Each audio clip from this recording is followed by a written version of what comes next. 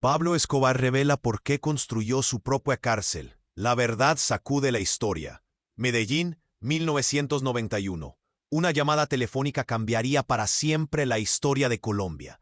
Del otro lado de la línea, una voz que el mundo conocía, pero nunca había escuchado tan vulnerable. Pablo Emilio Escobar Gaviria estaba a punto de revelar algo que ni sus enemigos más cercanos imaginaban.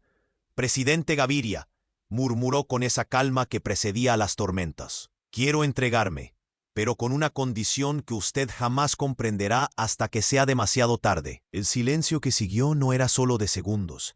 Era el peso de un imperio criminal que había convertido a Colombia en el epicentro del terror mundial.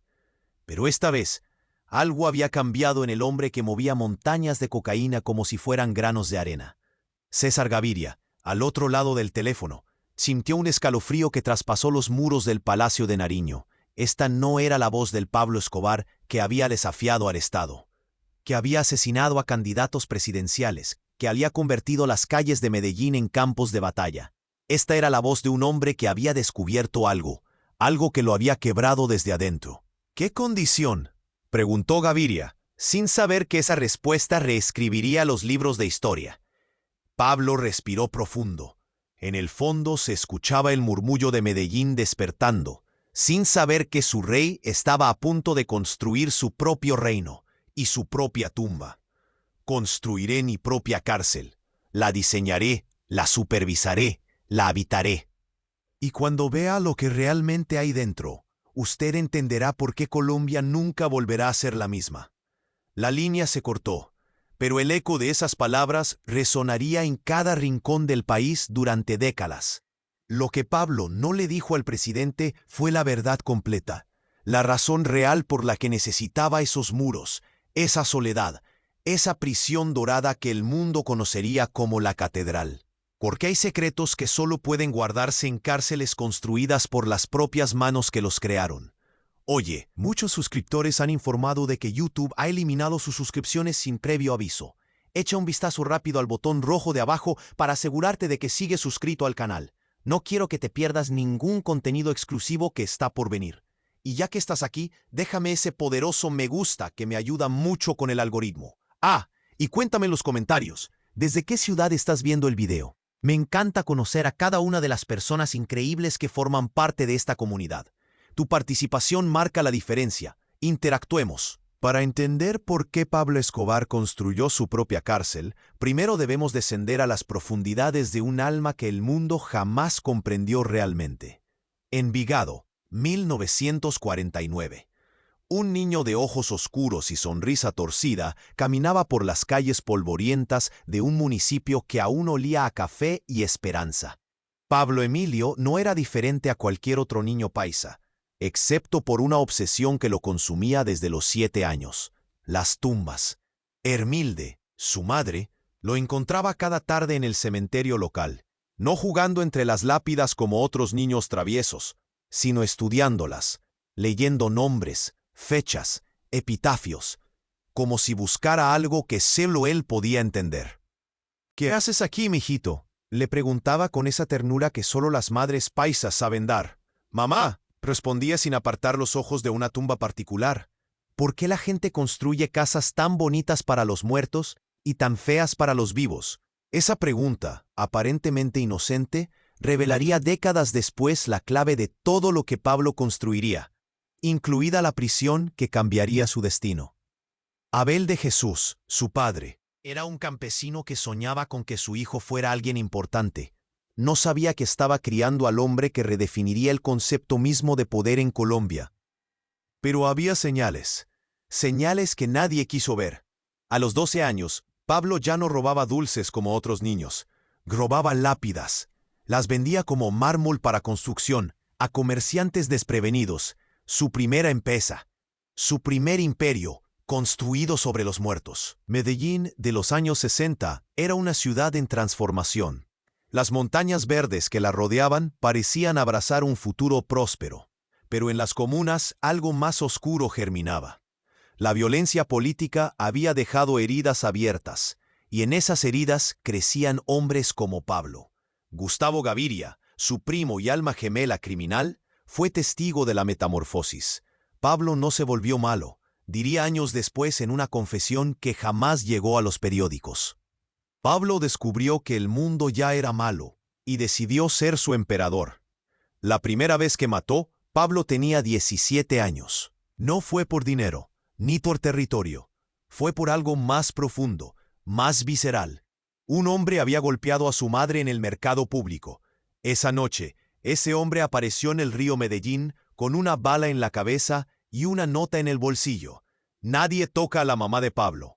Pero lo que nadie sabía, lo que ni siquiera Gustavo sabía, era que Pablo había construido algo esa noche junto al río. No solo había matado a un hombre, había construido su primera prisión emocional. Una cárcel invisible que lo acompañaría hasta el día de su muerte, y que lo llevaría 30 años después a construir muros reales para esa prisión que ya llevaba adentro. La Hacienda Nápoles, 1980, entre jirafas importadas de África y hipopótamos que nadaban en aguas colombianas, Pablo Escobar caminaba solo por los jardines de su imperio. Pero esa noche algo había cambiado en el aire, algo que solo él podía percibir. María Victoria, su esposa, lo observaba desde la ventana de la casa principal. Conocía esa caminata. Era la misma que había hecho la noche antes de matar a sus primeros enemigos. La misma que precedía a sus decisiones más terribles. Pero esta vez era diferente. Esta vez, Pablo no caminaba como un depredador. Caminaba como una presa. Juan Pablo le dijo a su hijo de 3 años, que jugaba con soldaditos de plomo en la sala: «Tu papá está construyendo algo en su cabeza. Algo que nos va a cambiar la vida». El niño levantó la mirada con esos ojos que eran una copia exacta de los de su padre. «¿Una casa nueva, mami?» María Victoria sintió un escalofrío que no supo explicar. «Algo así, mi amor, algo así». Esa madrugada, Pablo recibió una llamada que lo cambiaría todo. Del otro lado de la línea, una voz temblorosa le comunicó algo que haría que el hombre más poderoso de Colombia sintiera miedo por primera vez en décadas. «Patrón», murmuró el sicario, «encontramos las fotos». Pablo conocía esas fotos. Las había estado buscando durante meses, pero no eran las que el mundo pensaba. No eran evidencias de sus crímenes, ni documentos que pudieran incriminarlo ante la justicia. Eran algo mucho más peligroso. Eran fotografías de él mismo, de niño, en el cementerio de Envigado. Pero en esas imágenes había algo que ni siquiera él recordaba, algo que su mente había bloqueado como mecanismo de supervivencia. En una de las fotos, el pequeño Pablo de 7 años no estaba solo entre las tumbas.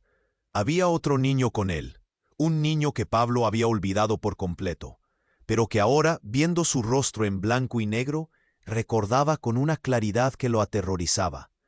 Ese niño se llamaba Rodrigo, y Pablo lo había enterrado vivo, no por maldad, no por crueldad. Habían estado jugando a los escondites entre las tumbas cuando una de las fosas antiguas se desplomó.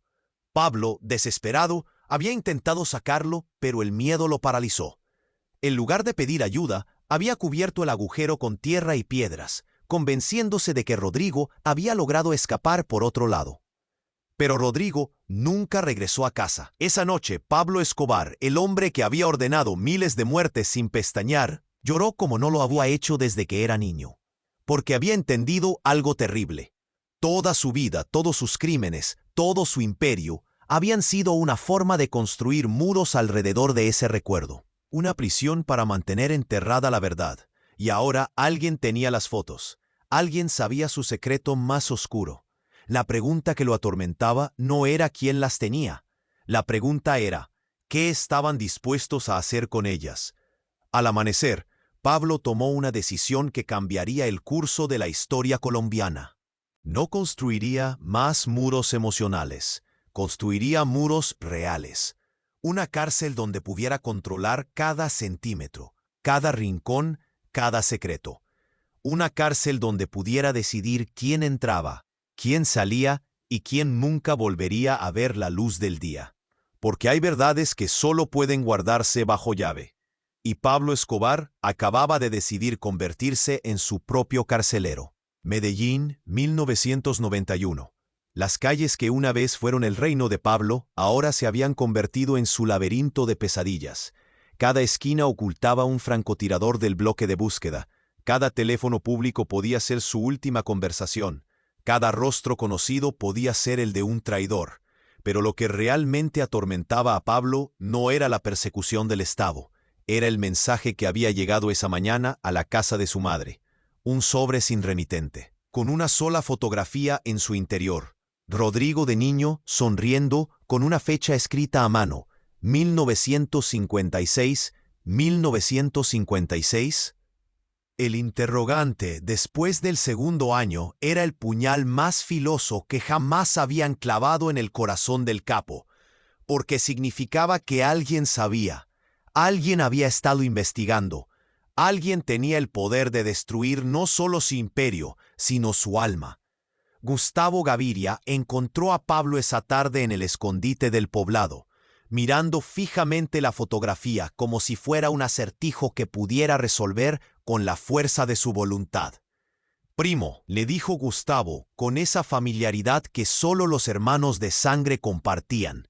«¿Qué carajo te tiene así? Llevamos 3 días sin dormir. Los tomos están cerrándonos el cerco, y tú estás ahí parado como si fueras a ver un fantasma». Pablo levantó la mirada. Gustavo se quedó helado. En esos ojos ya no estaba el Pablo Escobar que había conquistado el mundo. Estaba el niño de 7 años que había cometido el error más terrible de su vida. «Gustavo», murmuró Pablo con una voz que parecía venir desde el fondo de una tumba, «¿tú crees en los fantasmas?» «¿Qué clase de pregunta es esa, hermano?» «Porque yo tengo uno, y lleva 35 años siguiéndome». Esa noche, Pablo le contó a Gustavo la verdad, todo, desde el juego en el cementerio hasta las fotografías que alguien estaba usando como arma psicológica. Gustavo escuchó en silencio, porque entendía que estaba siendo testigo del momento en que su primo, su hermano, su emperador se estaba desmoronando desde adentro.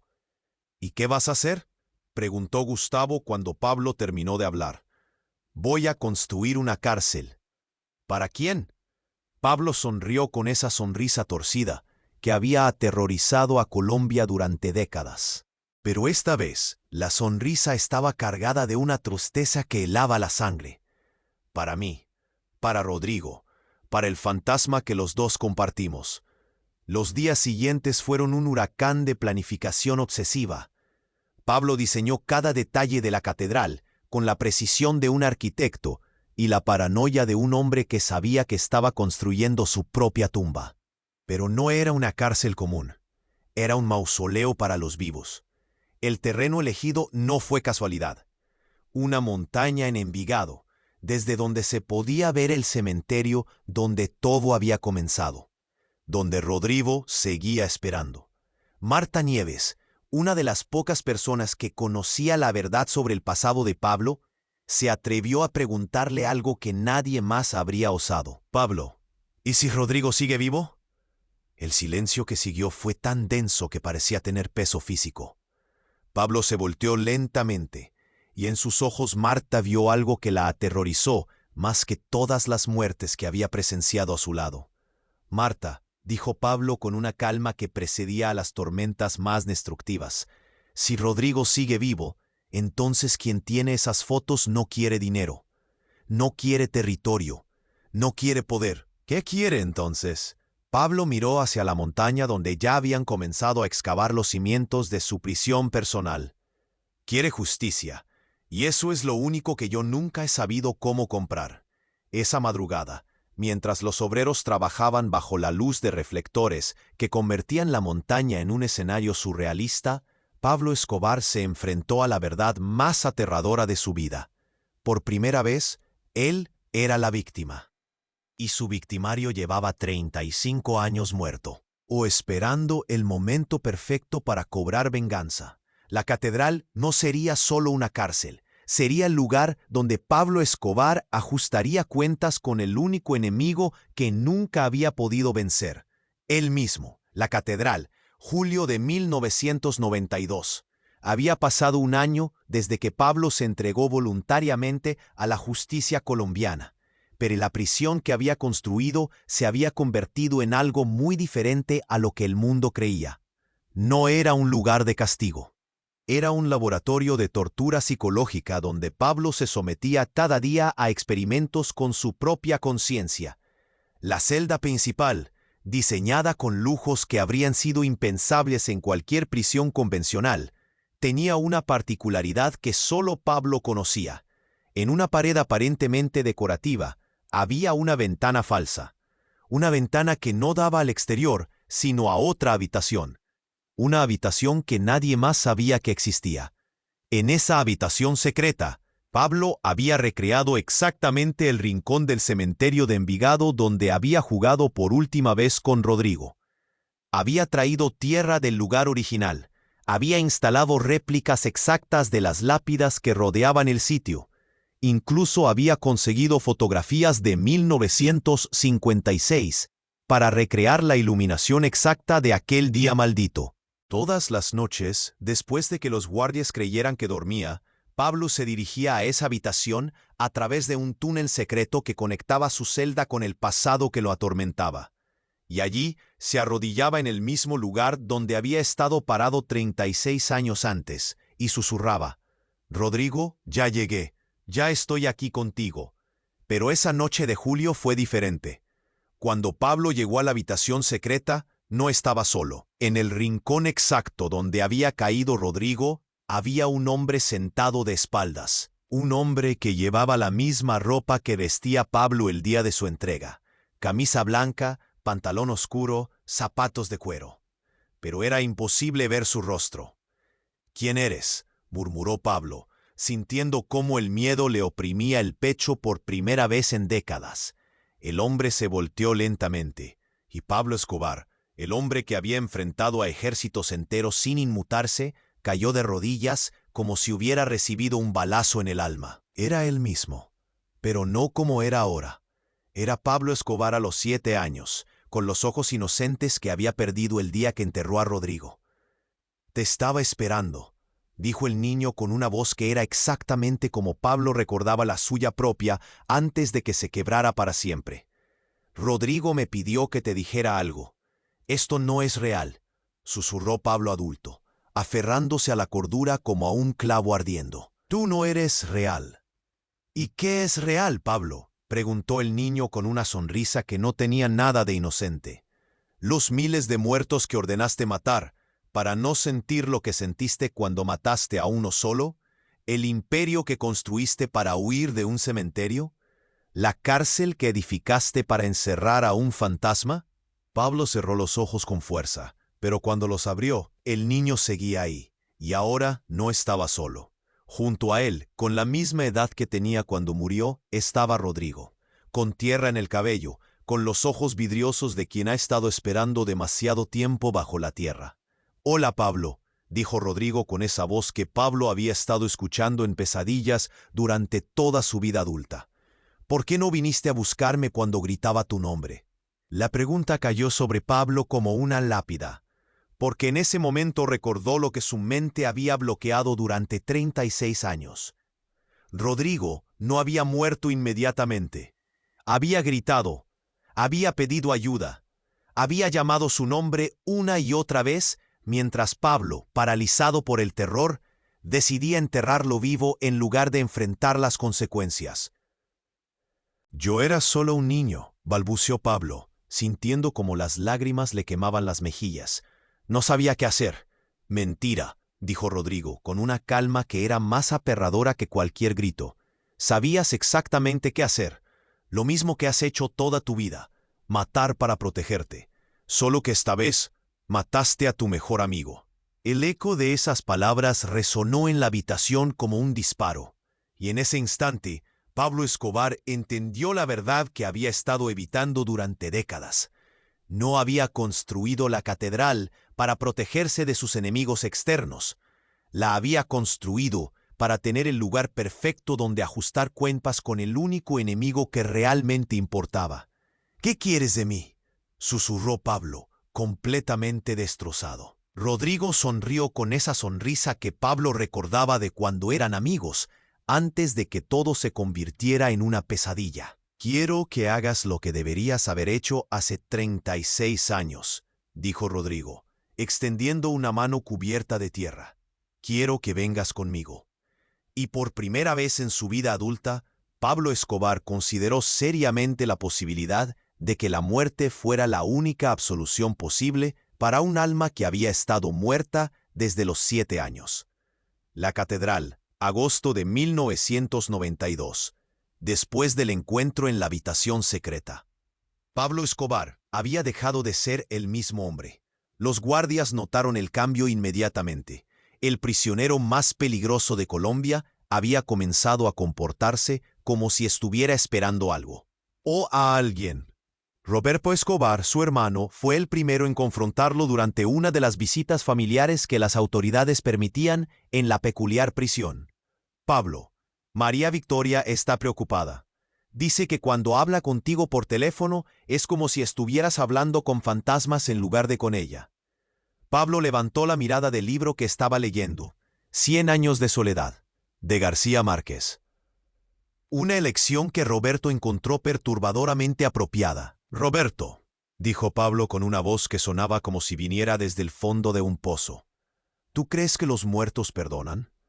¿Qué clase de pregunta es esa, hermano? La única pregunta que importa. Roberto se acercó más, estudiando el rostro de su hermano como si fuera la primera vez que lo veía.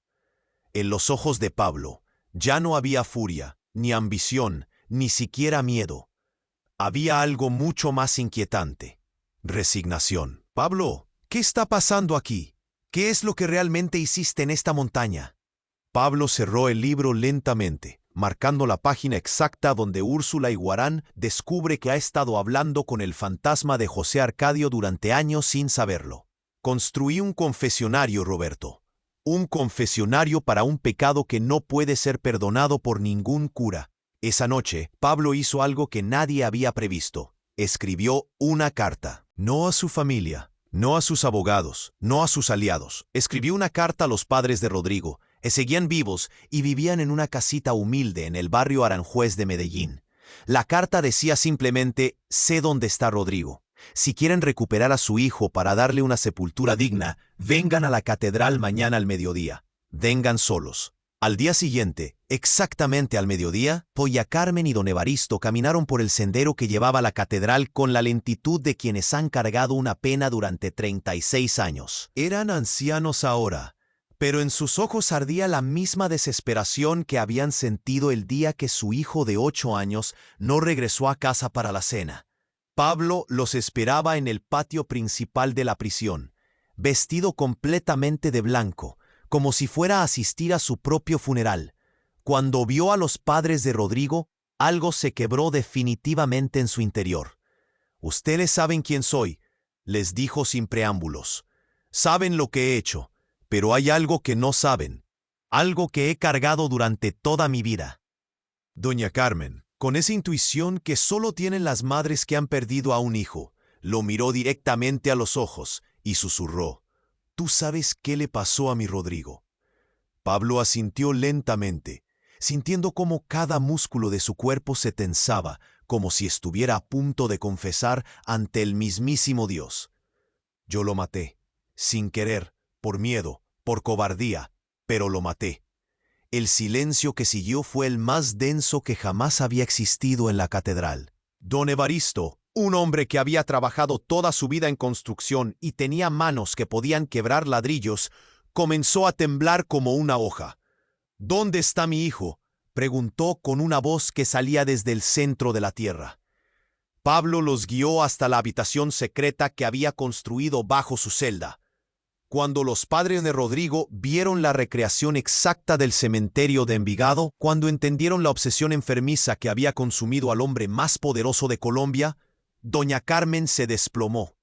«Está enterrado aquí», dijo Pablo, señalando una losa de mármol en el centro de la habitación. «Lo he cuidado todos estos años. Le he pedido perdón todas las noches, pero sé que no es suficiente». Don Evaristo se arrodilló junto a la losa, puso las manos sobre el mármol frío y comenzó a llorar con un sonido que parecía venir desde el infierno. 36 años, murmuró. 36 años buscándolo. Pablo se arrodilló junto a él. «Señor Evaristo, sé que no tengo derecho a pedirles nada, Pero quiero que sepan que cuando salga de aquí, cuando me maten, porque sé que me van a matar, quiero que ustedes decidan qué hacer conmigo. Mi vida les pertenece. Doña Carmen levantó la mirada, con los ojos llenos de lágrimas, pero también de algo que Pablo no esperaba: comprensión. «Mijito», le dijo con esa ternura devastadora que solo tienen las madres paisas, «vos también eras un niño cuando pasó esto. Un niño asustado que cometió un error terrible. Pero ese error se convirtió en todos los demás errores de mi vida», respondió Pablo. «Me convertí en un monstruo para no enfrentar lo que había hecho. Entonces es hora de que dejes de ser un monstruo», dijo don Evaristo con una firmeza que sorprendió a todos. «Devuélvenos a nuestro hijo, y después encontrá la manera de volver a ser el niño que eras antes de que todo esto empezara». Esa tarde, Pablo Escobar tomó la decisión que cambiaría su destino final. Saldría de la catedral, no por presión del gobierno, no por estrategia militar, sino porque había entendido que algunos círculos solo pueden cerrarse fuera de las prisiones que construimos para nosotros mismos. El emperador del narcotráfico había decidido convertirse por fin en un hombre que buscaba redención. Medellín, diciembre de 1993. Los tejados del barrio Los Olivos brillaban bajo el sol del atardecer cuando Pablo Escobar salió al balcón de la casa donde había decidido pasar sus últimos días. No se estaba escondiendo, se estaba esperando. En su bolsillo llevaba una carta que había escrito la noche anterior. Una carta dirigida a Juan Pablo, su hijo, que solo sería entregada después de su muerte. En esa carta estaba la verdad completa sobre Rodrigo, sobre la catedral, sobre las razones reales que habían convertido a un niño asustado en el criminal más buscado del mundo. Hugo Aguilar, el oficial del bloque de búsqueda que había rastreado a Pablo durante meses, recibió esa tarde una llamada que lo dejó helado.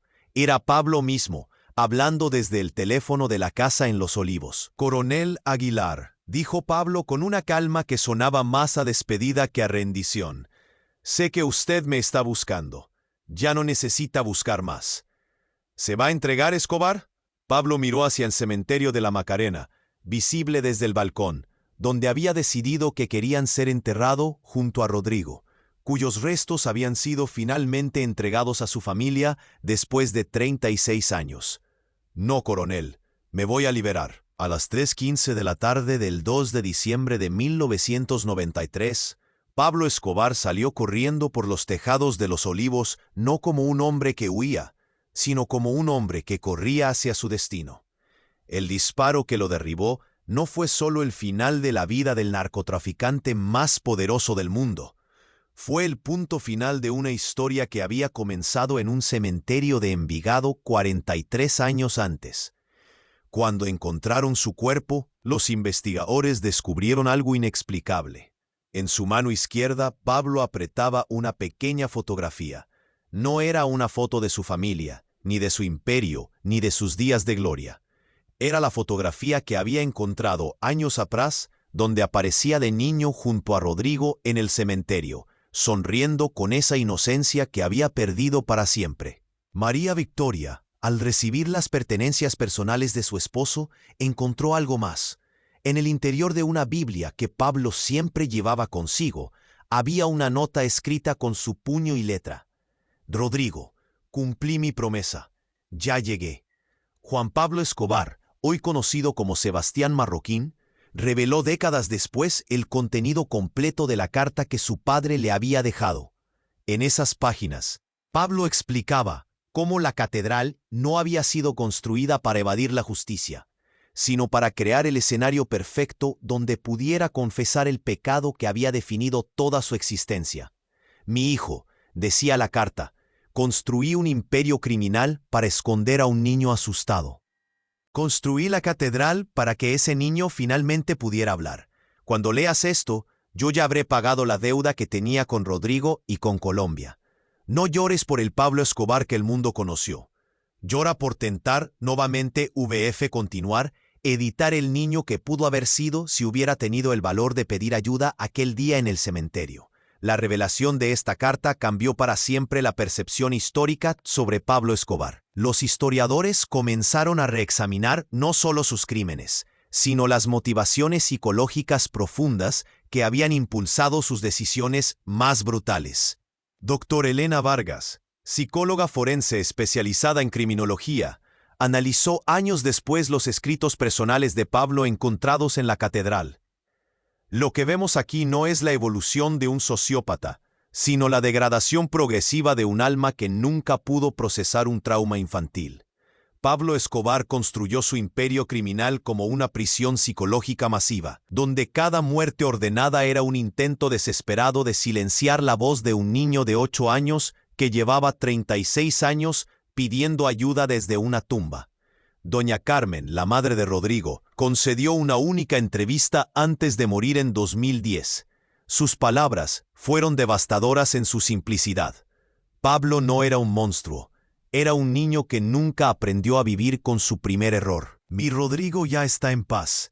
Espero que Pablo también. Pero la historia no termina con las muertes. Termina con lo que esas muertes revelaron sobre la naturaleza humana misma. En 2019, cuando demolieron la catedral para construir un memorial a las víctimas del narcotráfico, los trabajadores encontraron algo que las autoridades habían pasado por alto durante décadas. En los cimientos de la prisión, Pablo había enterrado miles de cartas. Cartas dirigidas a Rodrigo, escritas a lo largo de 30 años documentando cada pesadilla, cada momento de culpa, cada intento desesperado de comunicarse con el fantasma que lo había acompañado toda su vida. La última carta, fechada el día antes de su muerte, contenía una sola línea. Rodrigo, ya voy en camino. Esta vez no te voy a dejar solo. Sebastián Marroquín, al conocer la existencia de estas cartas, tomó una decisión que sorprendió al mundo. Las donó al Museo de la Memoria de Colombia con una condición específica: que fueran exhibidas junto a fotografías de todas las víctimas del narcotráfico, para que la gente entendiera que el dolor no justifica el dolor, pero que comprender el origen de la violencia es el único camino hacia la sanación. Mi padre construyó su propia cárcel, declaró Sebastián en la ceremonia de apertura de la exhibición, porque entendió algo que le tomó una vida entera aprender: que los muros más altos no son los que construimos para protegernos de otros, sino los que construimos para protegernos de nosotros mismos. Hoy, en el lugar donde estuvo la catedral, hay un jardín donde crecen flores que los familiares de las víctimas del narcotráfico plantanse. En el centro del jardín hay una placa con una inscripción que resume la lección más compleja y dolorosa de toda esta historia. Aquí se construyó una prisión para albergar el dolor de un niño. Aquí se destruyó un imperio levantado sobre ese dolor. Aquí aprendimos que la redención es posible, pero que algunos precios son demasiado altos para el alma humana. Y en las montañas que rodean Medellín, cuando el viento sopla fuerte en las tardes de diciembre, los viejos del pueblo juran que todavía se puede escuchar el eco de 2 voces infantiles jugando entre las tumbas, como si el tiempo hubiera encontrado finalmente la manera de reparar lo que nunca debió romperse, porque hay secretos que construyen imperios, y hay verdades que los derrumban. La historia de Pablo Escobar no es solo la crónica del narcotraficante más poderoso del mundo, es la historia de un niño que cometió un error terrible, y de un hombre que construyó un infierno para castigarse por ese error. Es la historia de cómo los muros que construimos para protegernos pueden convertirse en las prisiones que nos destruyen. Y es la historia de cómo a veces la única libertad verdadera está en confesar la verdad que más miedo nos da decir.